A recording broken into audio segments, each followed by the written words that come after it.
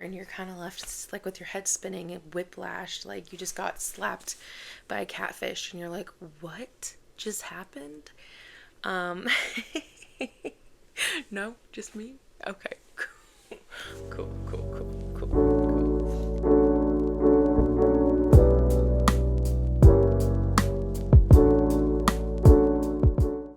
Hello, my beautiful bookish babes and besties. Welcome back to another video or another episode of Book Blabs. I'm Nat and I love to blab all things books. Today I'm doing my January reading wrap up.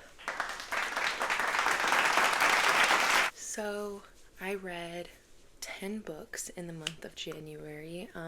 Editing that, if you could please include a breakdown of the genres that I read and my average rating for this month, that would be fantastic. Love you, girl.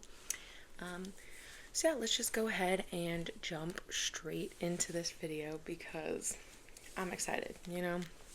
I kicked off 2026 with some straight bangers, so let's just talk about them, okay?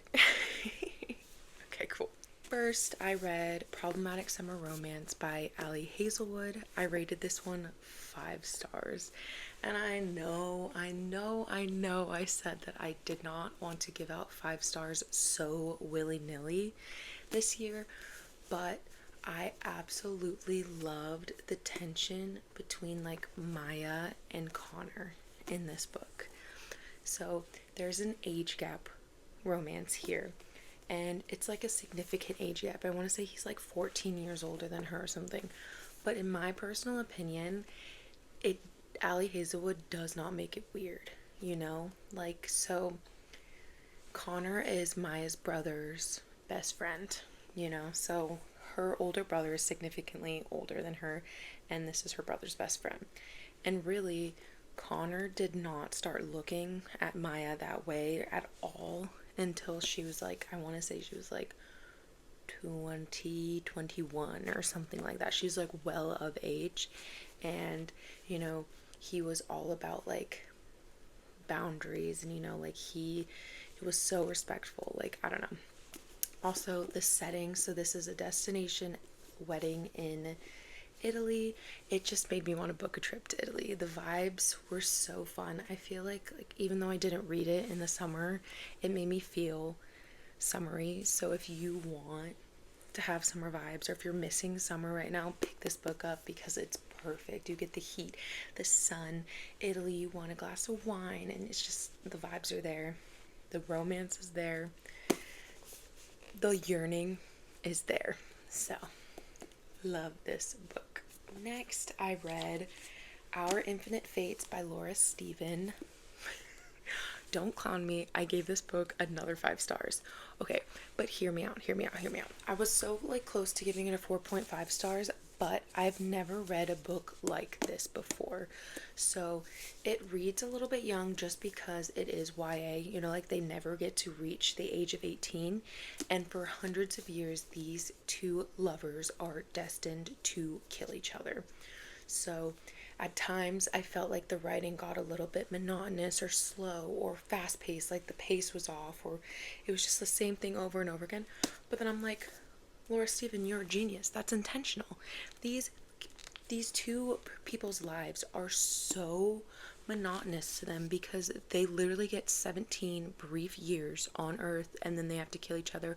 They're reborn, and it's the same cycle over and over and over again. And it doesn't matter if you get attached to your loved ones or your family or anything. So it's like they know so much about life because they've lived for hundreds, if not thousands of years. They've lived in different cultures during different time periods, during different wars, and it's like so genius. I don't know. The writing in this book is phenomenal. The tension is phenomenal. The mystery, you're wondering why they're fated to kill each other. How do they get into this pickle?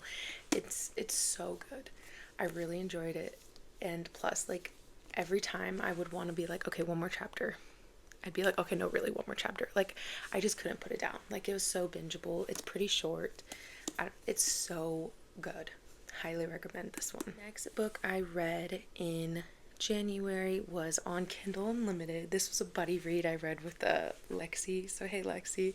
It was Picture Us by, sorry, I have it down here, Molly Goines. So, this was like a fun, like, baseball, sports, romance. Basically, the female main character is the photographer for this baseball team, and it's her brother's best friend, and it's kind of like they have to kind of keep their relationship a secret because there's a rule that because they work together, they're not supposed to date. It's like a no fraternization, and they kind of form this friendship and this understanding of one another, and it just delves into something deeper than a friendship and like this love and the lust that they feel for each other. I rated this book 3 stars only because I did enjoy it, yes, and I do recommend it. Like, I cracked up during this book, but I wish they played more baseball. Like, there's not a lot of baseball in it. It was more just like, hey, this is love story, but he's a baseball player. But we don't really get to see like a lot of games or a lot of action, and I was just kind of hoping for a little bit more baseball vibes. Yeah, that was my one gripe. Next book I read was The Rose Bargain by Sasha Payton Smith. I rated this book 4 stars. It was so good. I could not put this book down. It was amazing. It's like Bridgerton meets A Cruel Prince meets Red Queen. Like, there's twists, there's trials, there's games, and there's also like those trickster fairies. Like, I know we read a lot about fairies and fae that are like gorgeous and magical and alluring and just immortal, but like we don't really get a lot of fairies that like want to trick you, or they're kind of ugly or funky looking, and this one has that. It kind of gives like Spiderwick Chronicle vibes, you know, which I found out Holly Black also wrote the Spiderwick Chronicles.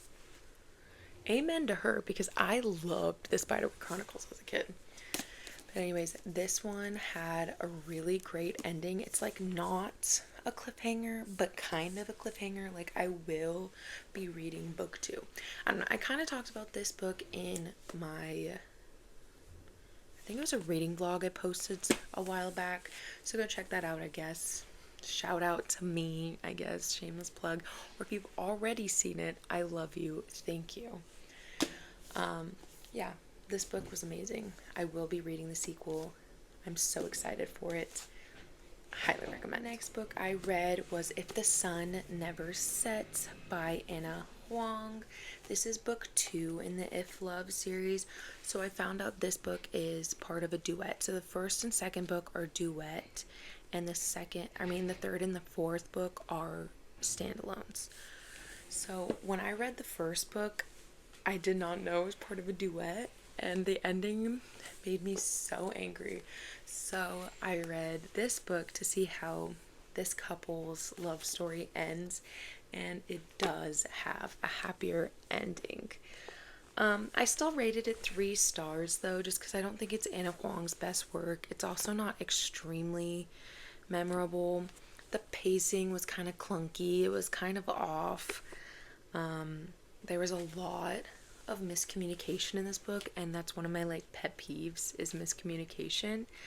But then also, like, even though there was a lot of miscommunication, things also got resolved like unrealistically fast afterwards. So that's what kind of made it like kind of jarring or kind of clunky, because it's like, oh, miscommunication, and then that kind of just dragged on, and then they'd be like, oh, everything's all better, and you're kind of left like with your head spinning and whiplashed, like you just got slapped by a catfish, and you're like, what just happened? No, just me? Okay. Cool. Yeah, I still gave it 3 stars because it was fun, it was easy, it was bingeable, but like it's not anything fantastic. Like, I think Anna Huang definitely has better works, so if you want something easy to read, pick this up, but if not, I think Anna Huang has books that are more worth your time, honestly, in my opinion. The next book I read in January was The Paris Apartment by Lucy Foley. So this book I rated 4 stars. It was so good. It kind of had the same vibes as The Girl with the Dragon Tattoo, which is a book that I read, I think, early last year. The twists that it had, it did not go at all where I was expecting. So Lucy Foley, like, bravo for that. She kind of took something that seemed so like small and she expanded it into this huge problem that like you just did not expect. So I think while the start definitely like felt a little bit slower, I just wasn't invested in the characters or the storyline at the very beginning because, you know, everything was so narrow. But then as everything expanded and we got everybody different point of view and I saw everybody's different stakes in this like mystery, I got more invested and I cared more. And so then I was like left with my head spinning, but in a good way this time. So if that made any sense to you, but I recommend it. It was really good. I'm laughing because I have another 5-star. I'm sorry. You know, maybe I just really enjoy, oh, maybe I just know my taste, you know, and I just read books that are 5 stars to me. You know, you never know. We will never know. Anyways, the next book I read was Firefly Lane by Kristen Hanna. I have a whole reading vlog on this book and another book in this video, so please go check that one out if you haven't seen it already, because I do go into depth on a lot of my thoughts. But yeah, I rated this book 5 stars. It punched a hole through my chest in the best way. I was ugly sobbing in the best way. I think every woman should read it because it just talks about womanhood and female friendships and, you know, mother-daughter relationships and just all these different relationships between women and the relationships women have with men and other people in their lives. And it's generational. It's a piece that like takes you through different decades, and it's so fun. It's so good. I don't know, like at first when I went into this book, I didn't think that I would care about either character. I'm like, it's just 2 girls that are best friends, big whoop. But no, you get really invested in these 2 girls' lives and you want to know what's next, and they just feel so real because they're both so flawed but so good, and like, I don't know, they just feel so real. And so I highly, highly, highly recommend. I think this was my favorite Kristen Hanna book so far, and I've read 4 of her books. So Firefly Lane. The lighting is starting to get worse and worse as the sun is setting, so I'm going to try to yap faster. The next book I have is Wild Dark Shore by Charlotte McConaughey. This is the other book that I have the video on because this was a book club book for January. So if you want more in-depth thoughts, please go check that video out. Or if you just checked that video out and you just came here, welcome. You're awesome. Anyways, I rated this book 3 stars.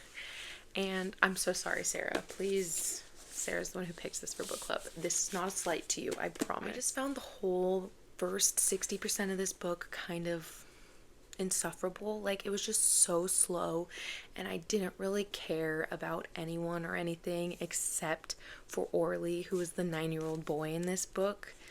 But after 60%, I was utterly hooked. Like, Charlotte McConaughey got me. However, the twist I personally felt was a little bit anticlimactic, but I did get like emotional in the end. Like, I think that the resolution was meaningful and impactful, and I think that it was a good ending for this book, even though it is pretty bittersweet.